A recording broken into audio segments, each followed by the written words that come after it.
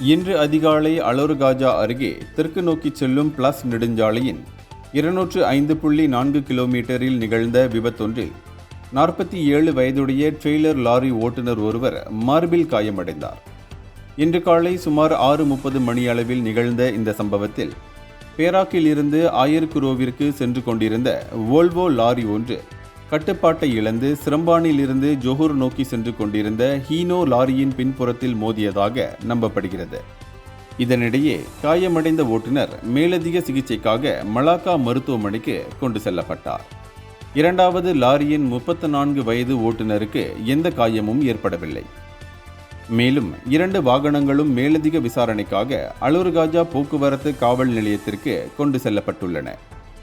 இந்த விபத்து rule 10 LN 166 59 கீழ் விசாரிக்கப்படுகிறது. எனவேதான் வாகன ஓட்டுநர்கள் எப்போதும் வேக வரம்புகளை பின்பற்றுமாறும் பாதுகாப்பான இடைவெளியை பேணுமாறும் குறிப்பாக பரபரப்பான நேரங்களில் விழிப்புடன் இருக்குமாறும் காவல்துறை அறிவுறுத்தியுள்ளது. இந்தியர்களின் இதய குரல் மக்களோசை.